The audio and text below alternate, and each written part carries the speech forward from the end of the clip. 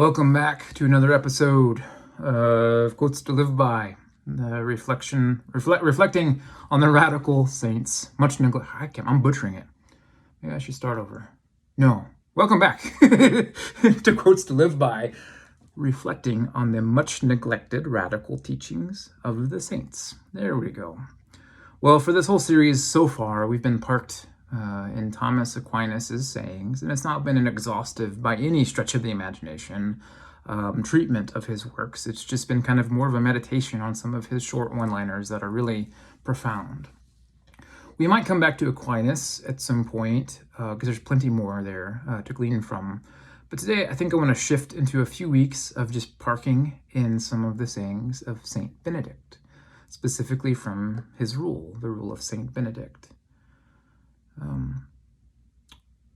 I'll never forget the first time that I sat down to read the rule of Saint Benedict from cover to cover. It was my last year on the job at my previous ministry gig in St. Louis, and I had taken a group of teenagers, with a few other chaperones, on a backpacking, hiking trip, camping trip in the mountains of California, around Lake Tahoe area. I remember getting a lot of flack. This is probably just more me venting about something here that maybe I need to process out loud. More than it doesn't really apply to the point. Maybe it does. We'll find out here in a little bit if I can piece something together, right? But I remember getting a lot of flack. It was my last summer with these students, and those students were the ones that kept me at the church as long as I was there. I was miserably unhappy at that church for the majority of my time there, but it was those kids that kept me there. I was there for them. And we had done a lot of mission trips and camps and all of that stuff, all of the crap, most of it is crap, that youth leaders feel like they have to do to keep churches happy. It's a whole nother thing. I'm not going to go there. But the last summer I was there, I was like, you know what? Some of the most transformative experiences of my entire life have been just in the wilderness, in the mountains, just getting lost in the beauty of the creation, right? Of the universe, of our world. Specifically, mountains have a way of just like making something within me wake up. I don't know. It's my happy place to be hungry, tired after having hiked for a long time at high altitude in the mountains. It's something about me. I just love being in the mountains. So I thought I would share this experience with these students before I left. It's a part of sharing a piece of myself, an important piece of my spirituality with these kids. But also a lot of these kids had never been out of the state before. They'd never even seen a mountain. So I wanted to make sure that I can give them the gift of that before I left them. And so we made our way basically to Lake Tahoe area. And we spent several days out there up high in the mountains around a place called Loon Lake. And it was spectacular. And we had found a spot way up high on this giant boulder where we set up camp, and we can just overlook the lake down below us. It was amazing. Well, one night as we were kind of calming down, I was just letting the kids kind of hang out. We had hiked a long day. I had taken a little book of the Rule of Saint Benedict with me, and I started reading it for the first time, cover to cover. And these teenagers are laughing, playing right around, goofing off, throwing frisbees and stuff and what have you, doing what teenagers do in the mountains. Complaining, some of them. That's also what teenagers do. But I got to chapter 3 in Saint Benedict's rule, and Saint Benedict says something really interesting to abbots, like leaders of monasteries. He says that when you're like having leadership meetings, basically, I'll just paraphrase it this way, translated into more everyday life for us. Like whenever you're trying to make an important decision in the life of the monastery, have the whole assembly there, all of the monks, all of the nuns there with you, not just like the elders, the leaders, if you will, and the older people of the congregation, but have like the newbies, like have the new guys and the new girls, the new people who have just entered the monastic life, who are very inexperienced at it still, have them there. And his point is that often youth have way better ideas than older people do.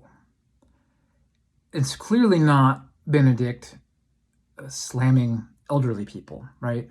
There's a lot of value in age and becoming older. You gain wisdom, you gain more insight, you learn experiences from life, right? Sometimes the hard way, but it's still a learning process. So you have a lot of experience to pull from and to speak from.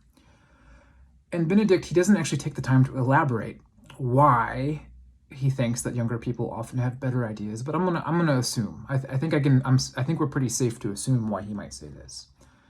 The younger people were the new people in the community, and they're just kind of finding their way into the newness of it all. They're still adjusting. Yeah, they don't have the same level of wisdom, the depth of experience to pull from than most of the older monks and nuns of the community.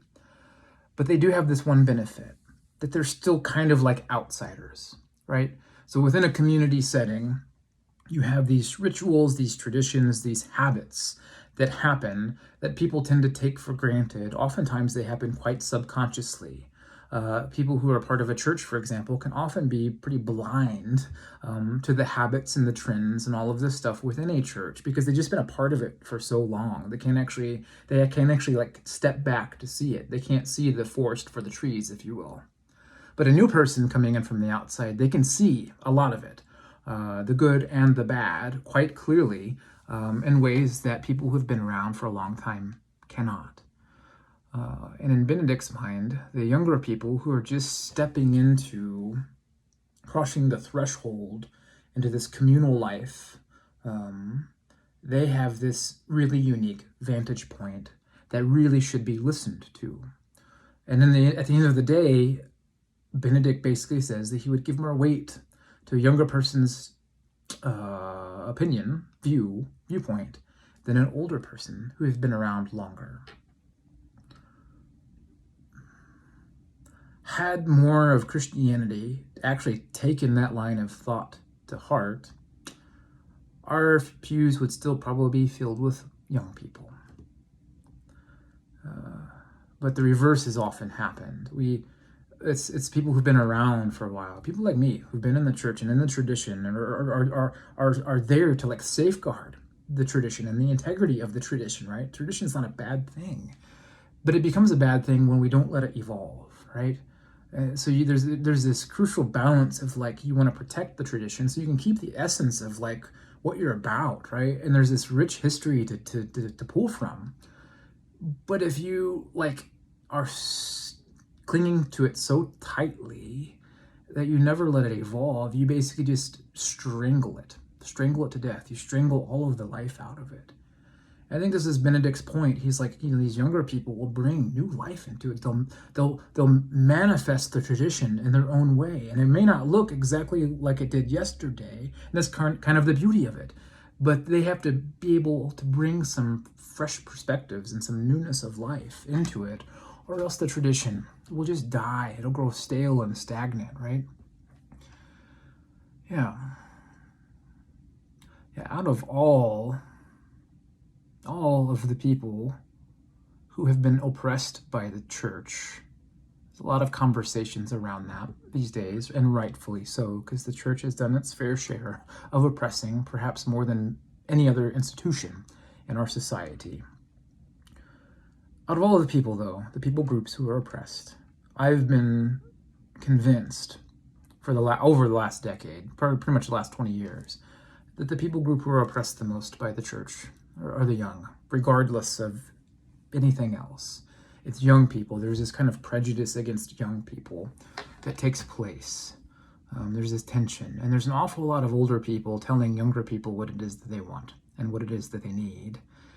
And older people, those of us who have been in the church for longer, we actually don't really listen to what young people want and what young people need. And there's the detachment. Younger people don't feel like the church is offering them anything relevant because the church actually has not listened to what their needs really are. We just assume what their needs are, and we offer it to them without asking. And it's just offensive, and it's not helpful, and it's not relevant to their lives, right? And so, yeah. As with a lot of the sayings of Aquinas over the weeks, I find myself really lamenting, like, there's this pivotal saint that said these really amazing things, And it just seems like the church has not even come close to taking any of these things to heart by and large. I find the same is true with this line from St. Benedict. The preferential treatment should be given to the young people when these big decisions of the community need to be made. It's not like you listen to them regardless. Like, it's not as though you just follow them blindly, but there should be a special weight given to their words, because they are currently, they're not just the future of the church, but they currently are the church, but they are also the people that we're meant to pass the baton off to, right? And if we don't actually learn how to let go of that damn baton, that's never going to happen. And there's no reason for them to stay, really, right? Until all of us are dead and gone and we're out of their way and they can revitalize the faith in their own way, which maybe I'm really saying a lot of things here today. Apparently I need to, but